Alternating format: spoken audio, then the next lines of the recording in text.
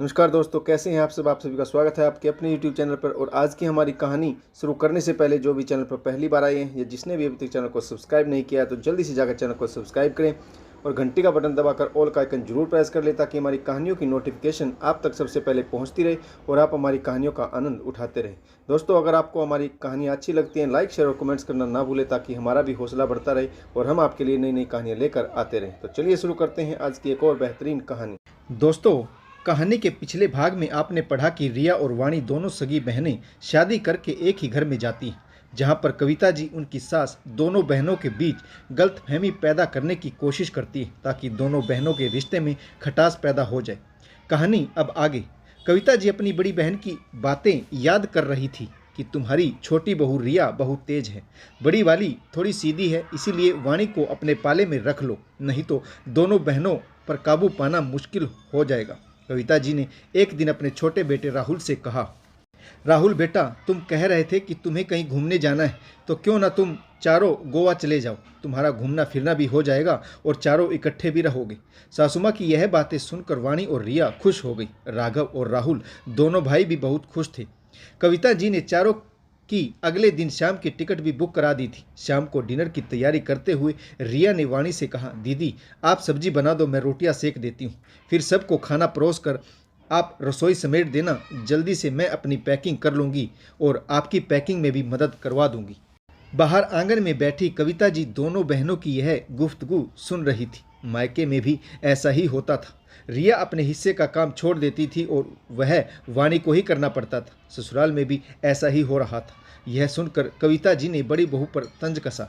किसी को अपने सीधे होने का इतना फायदा मत उठाने दो कि वह तुम पर अपना हक समझने लगे। ठीक है, तुम दोनों बहनें हो, वरना अगर अलग अलग घर से होती तो अब तक का मुंह फूल जाता, दोनों में लड़ाई भी हो जाती। वाणी ने सासुमा की इस बात का कोई जवाब नहीं दिया, लेकिन उसके अंतर्मन की खाली पड़ी जमीन में कांटेदार अंकुर बोए जाने शुरू हो चुके थे। कविता जी यह भूल रही थी कि यह बगिया उनकी ही है, इसीलिए वह चाहे तो फूल खिला सकती है, नहीं तो जो कांटे उगेंगे उसकी चुभन उन्हें भी जरूर होगी।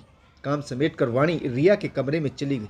वाणी ने देखा कि रिया अपनी पैकिंग लगभग पूरी कर चुकी। वाणी बोली, अरे रिया, तू तो बड़ी चंट है, तूने तो पैकिंग भी कर ली मेरे बिना। तो रिया बोली, अरे दीदी चिंता मत करो, मैं आपकी पैकिंग भी करवा दूंगी। कल शाम की टिकट है, कल सुबह हम दोनों शॉपिंग पर चलेंगे, जींस टॉप और शॉर्ट ले लेंगे। वाणी ने कहा, तू पागल है क्या, माँ जी को पता चलेगा तो वह गुस्सा करेंगी। रिया हंसकर बोली, तो तुम्हारा मतलब है कि हम अपने हनीमून पर साड़ियाँ पहन कर जाएंगी?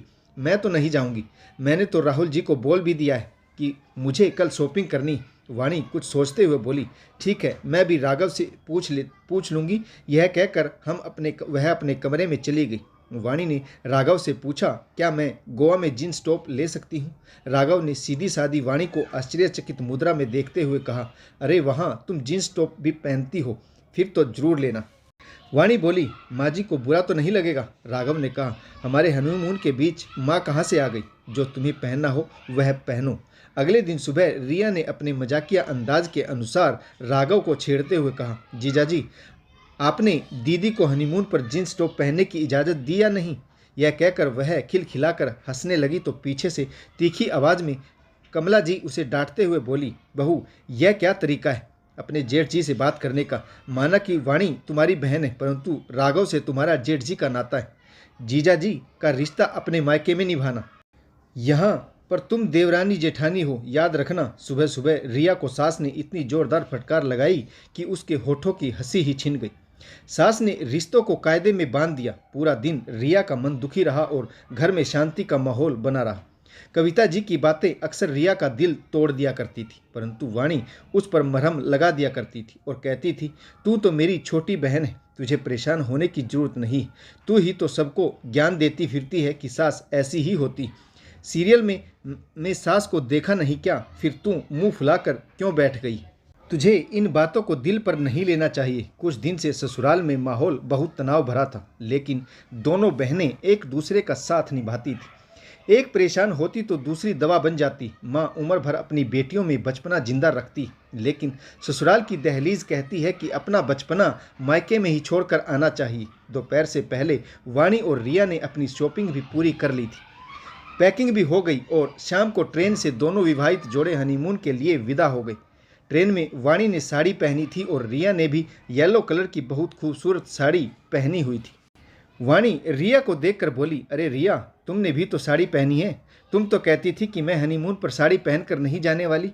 तो रिया शरारती अंदाज में बोली, अभी लो दीदी, साड़ी उतार देते हैं। यह कहते हुए रिया ने अपनी साड़ी खोल दी। उसके बाद जो हुआ उसे देखकर सब खिलखिलाकर हंस दिए, क्योंकि रिया ने साड़ी के नीचे जींस टॉप पहना था। राघव ने वाणी से कहा, तुमने भी रिया की तरह क्यों नहीं किया?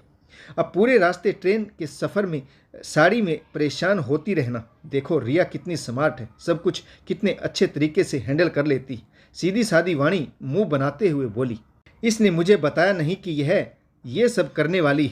रिया बोली, दीदी सब कुछ मैं ही बताती रहूं, थोड़ा बहुत अपना दिमाग भी चला लिया करो। ऐसी छोटी मोटी नोक झोंक दोनों बहनों में हमेशा होती रहती थी। यह सब बातें चल ही रही थी कि वाणी के पास कविता जी का फ़ोन आया। वह बोली, वाणी बहू, तुम लोग अच्छे से ट्रेन में बैठ गए हो ना? कोई तकलीफ़ तो नहीं हुई? वाणी बोली, नहीं मम्मी जी, सब कुछ बहुत अच्छा है, हम बहुत एंजॉय कर रहे हैं। कविता जी ने कहा, ठीक है, लड्डू गोपाल जी की कृपा से अच्छे से जाना और खुशखबरी लेकर आना। यह कहकर उन्होंने फ़ोन काट दिया। रिया ने पूछा, दीदी मम्मी जी मुझसे अभी तक नाराज़ है क्या? उन्होंने मेरे बारे में कुछ नहीं पूछा? तो वाणी ने बात टालते हुए कहा, पगली ऐसा कुछ नहीं, मम्मी जी कह रही थी कि अच्छे से जाना और खुशखबरी लाना। पता नहीं वह कौन सी खुशखबरी की बात कर रही थी। रिया सीधी सादी वाणी को छेड़ते हुए बोली, अरे दीदी, मम्मी जी कह रही थी कि आप उन्हें जल्दी से दादी बना दो। यह सुनकर वाणी का चेहरा शर्म से लाल हो गया। राहुल और राघव हंसने लगे। वाणी ने रिया को छेड़ते हुए कहा, तो तुम क्यों नहीं बना देती उन्हें दादी? तू भी तो उनकी बहू है। फिर रिया बिंदास अंदाज में बोली, दीदी मैं तो राहुल से कह चुकी हूँ कि 1 साल तक मुझे बच्चा नहीं चाहिए, पहले मैं अपनी ज़िंदगी जी लूँ, उसके बाद बच्चे भी देख लेंगे। वाणी बोली, वाह जी, तुम्हें तो अपनी ज़िंदगी जीनी है और मेरी क्या ज़िंदगी से दुश्मनी है? मैं भी अपनी लाइफ एंजॉय करना चाहती हूँ। रिया बोली, दीदी आप बड़ी बहू हो तो माँ जी आपसे पहले इच्छा कर रही कि आप उन्हें दादी बना दो, लेकिन आप अपने हिसाब से योजना बनाओ। अच्छा, अभी इस बारे में ज़्यादा सोचने की ज़रूरत नहीं है। 4 दिन हम मज़े करेंगे। इन 4 दिनों में कविता जी ने रिया को एक बार भी फ़ोन नहीं किया, जबकि वाणी से फ़ोन पर उनकी लंबी बातचीत होती थी। यह रिया को बहुत खटकता था, लेकिन वह अपनी ज़िंदगी मज़े से जीना चाहती थी।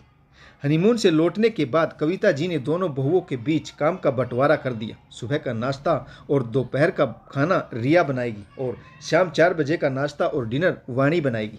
इस तरह से काम का बंटवारा कविता जी ने दोनों बहुओं के बीच कर दिया। अब रिया पर भी काम की पूरी जिम्मेदारी आ गई। यह उसके लिए बहुत मुश्किल भरा काम था, क्योंकि आज तक लगभग सारा काम वाणी ही करती थी। रिया तो उसके पास खड़ी रहकर बातें करती रहती थी या फिर फ़ोन चलाती थी। धीरे धीरे दोनों बहनों में दूरियां आने लगी। कविता जी अपनी चाल में कामयाब हो रही थी। उन्होंने वाणी को अपने पाले में रखा। वाणी चाहे कुछ भी करे, कविता जी कभी नाराज नहीं होती, लेकिन रिया को हमेशा किसी न किसी बात पर फटकार लगाती ही रहती। फिर एक दिन फ़ोन आया। वाणी और रिया को लेने उनके पापा आ रहे थे। रिया बहुत खुश हुई और वह बोली, दीदी अब हम कुछ दिन मायके में रहेंगे, देखना खूब लड़ेंगे, मस्ती करेंगे। करवा चौथ का व्रत निकट था। 3 दिन पहले ही रिया और वाणी के पापा उन्हें लेने आ गए। सुबह सुबह जल्दी नहा धोकर तैयार होकर दोनों मायके आ गई। करवा चौथ से एक दिन पहले दोनों बहनों ने अपने हाथों में भर भर कर मेहंदी लगवाई। सास ने दोनों बहनों के लिए गुलाबी रंग की साड़ी शगुन के तौर पर पहले ही भिजवा दी थी और सख्त हिदायत दी थी कि करवा चौथ वाले दिन यही पहनना। श्रृंगार में कोई कंजूसी नहीं होनी चाहिए। करवा चौथ वाले दिन दोनों बहनें बहुत सुंदर लग रही थी। उनकी सास कविता जी का फ़ोन आया तो वह सरला जी से बोली, बहन जी अपनी दोनों बेटियां बहुत समझदार हैं, वाणी को तो कोई कंपैरिजन हो ही नहीं सकता, वह बहुत स्वादिष्ट खाना बनाती, सरल और समझदार है। अच्छा होता आप रिया को भी रसोई के कार्यों में ऐसे ही निपुण कर देती। बड़ी बेटी की बड़ाई और छोटी बेटी की तुलना सुनकर सरला जी का मन बैठ गया। फिर भी उन्होंने कविता जी से कहा, समधन जी, मेरी दोनों बेटियां एक दूसरे की जान है। आपसे मेरी विनती है कि अगर दिया से कोई गलती हो जाए तो उसे माफ़ कर दीजिएगा, वह अभी नादान है।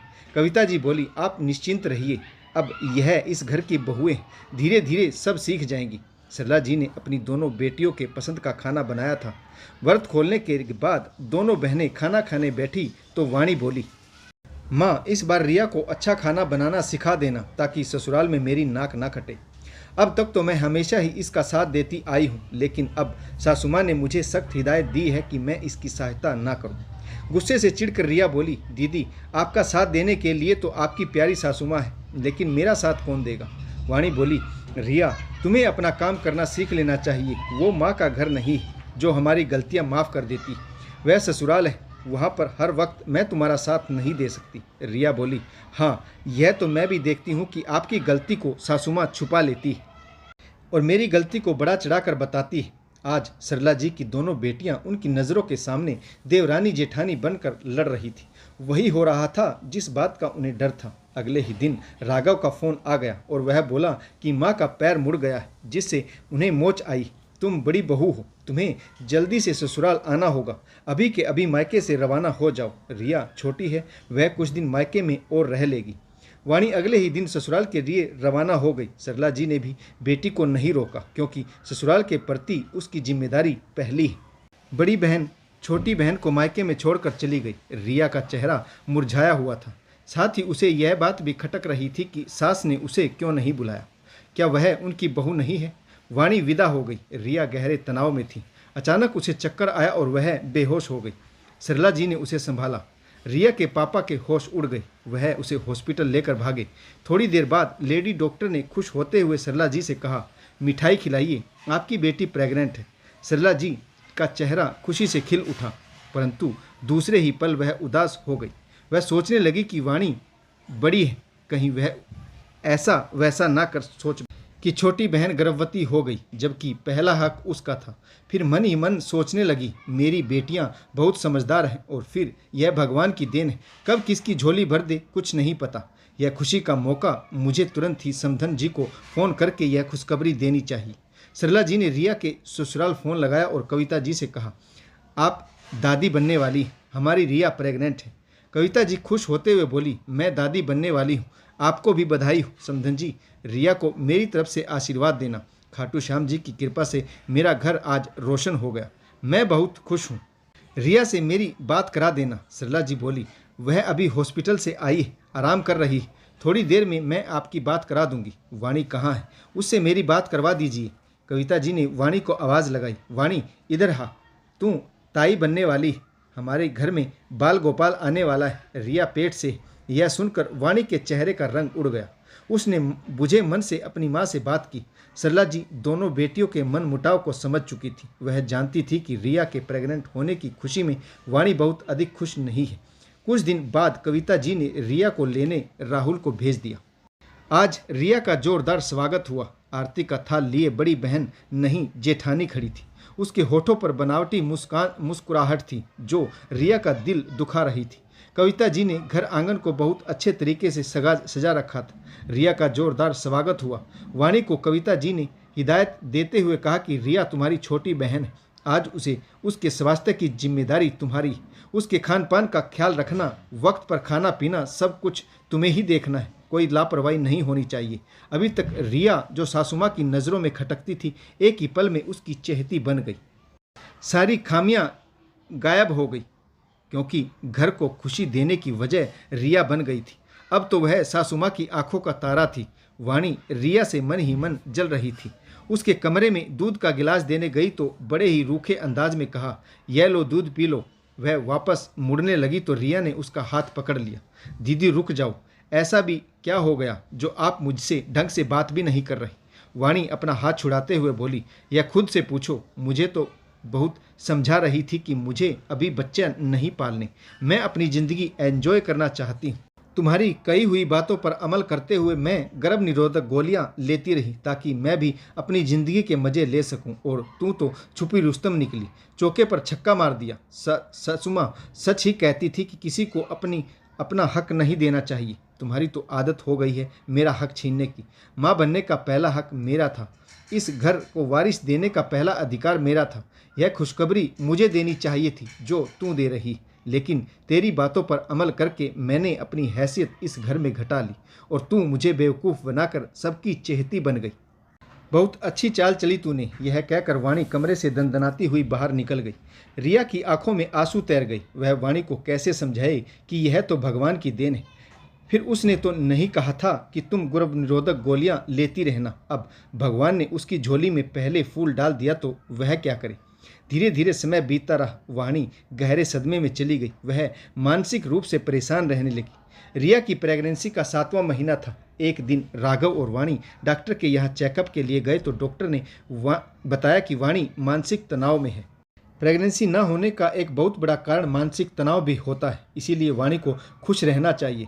खुशनुमा मन जितना रहेगा उतना ही आसान होगा कंसीव करना। राघव ने वाणी से पूछा, वाणी घर पर सब कुछ अच्छा है? माँ भी तुम्हें बहुत बड़ी बहू का आदर सम्मान देती है। रिया तो तुम्हारी छोटी बहन है, फिर तुम्हें मानसिक तनाव क्यों है? वाणी कटास करते हुए बोली, काश हम दोनों बहनों की शादी एक घर में ना हुई होती तो यह रिश्ता आज ऐसा ना होता।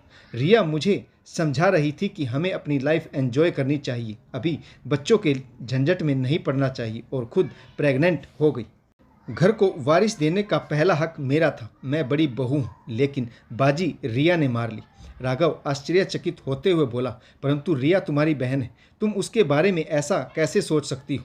और फिर बच्चा होना ना होना भगवान के हाथ में। वाणी ने दो टूक जवाब देते हुए कहा, जब तक मैं इस घर में रहूंगी और रिया मेरी आंखों के सामने रहेगी मुझे सुकून नहीं मिलेगा। मैं अलग रहना चाहती हूँ। राघव ने बहुत अधिक जिद नहीं की और अपनी पत्नी की बात माँ का मान रखते हुए राघव ने कविता जी से बात की, मम्मी हम उदयपुर वाले घर में शिफ्ट होना चाहते हैं। वाणी को खुशनुमा माहौल की ज़रूरत है। कविता जी राघव को मना नहीं कर सकी, आखिर उन्होंने ही तो यह बीज बोए थे। दोनों बहनों के बीच कड़वाहट ने अब घर को तोड़ने का रूप धारण कर लिया था। रिया नहीं चाहती थी कि वाणी उससे दूर हो जाए, लेकिन दोनों के रिश्ते में खटास आ गई थी। वाणी अपनी छोटी बहन की कदर न करते हुए उदयपुर वाले घर में शिफ्ट हो गई। दोनों बहनों के बीच में दूरियां आ गई। कविता जी रो रही थी कि आखिर उनके घर के दो टुकड़े हो गए। समय बीतता रहा। उदयपुर में रहना वाणी के लिए बहुत कष्टदायक था। राघव ऑफिस चला जाता तो वह दिन भर अकेली कुड़ती रहती। वहाँ पर वह और अधिक मानसिक तनाव से ग्रस्त हो गई। हमेशा पिछली बातों के बारे में ही सोचती रहती। रिया को दोषी ठहराती रहती। देखते ही देखते वह दिन भी आ गया जिस दिन रिया की डिलीवरी होनी थी। उसे हॉस्पिटल में एडमिट कराया गया। सरला जी ने वाणी को फ़ोन पर फटकार लगाते हुए कहा, वाणी तुम अभी तक उदयपुर में हो और वहाँ तुम्हारी छोटी बहन दर्द से बेहाल हो रही। इस समय पर तुम्हें उसके पास होना चाहिए। क्या मैंने तुम्हें यही संस्कार दिए थे? वाणी बोली, परंतु माँ रिया ने मेरे साथ धोखा किया है। सरला जी वाणी को फटकार लगाते हुए बोली, वाणी तुम्हें शर्म नहीं आती इस तरह की बात करते हुए? तुम्हें धोखा रिया ने दिया है, बल्कि यह नतीजा तुम्हारी सास की कूटनीति का है। उन्होंने तुम दोनों के बहनों के बीच देवरानी जिठानी के बीज बो दिए और उसका नतीजा यह है कि आज तुम दोनों बहनें एक दूसरे की खुशी में भी शामिल नहीं होना चाहती। मुझे तो शर्म आती है तुम्हें अपनी बेटी कहने में। यह कहकर सरला जी ने फ़ोन काट दिया। वाणी ने ठंडे दिमाग से सोचा तो उसे सारी कहानी समझ में आ गई। वह तुरंत ही राघव के साथ हॉस्पिटल पहुंची। तब तक सरला जी भी आ चुकी थी। लगभग सारे रिश्तेदार हॉस्पिटल से अच्छी खबर की उम्मीद लगाए बैठे थे। तभी डॉक्टर ने आकर बताया कि बधाई हो, आपके यहाँ बेटा हुआ है। 4 दिन बाद रिया को हॉस्पिटल से छुट्टी मिली तो एक बार फिर वाणी आरती का थाल लिए खड़ी थी और अब स्वागत जेठानी नहीं बल्कि बड़ी बहन कर रही थी। दोनों बहनों के बीच की गलतफहमी आंसुओं में बह गई। तो दोस्तों, आपको कहानी कैसी लगी कमेंट्स करके जरूर बताइएगा। आशा करता हूँ आपको कहानी जरूर पसंद आई होगी। तो अगर आपको हमारी कहानी अच्छी लगे लाइक शेयर और कमेंट्स करना ना भूलें ताकि हमारा भी हौसला बढ़ता रहे। तो कहानी पढ़ने के लिए आप सभी का बहुत बहुत धन्यवाद। जय हिंद, वंदे मातरम, भारत माता की जय। जय जवान और जय किसान।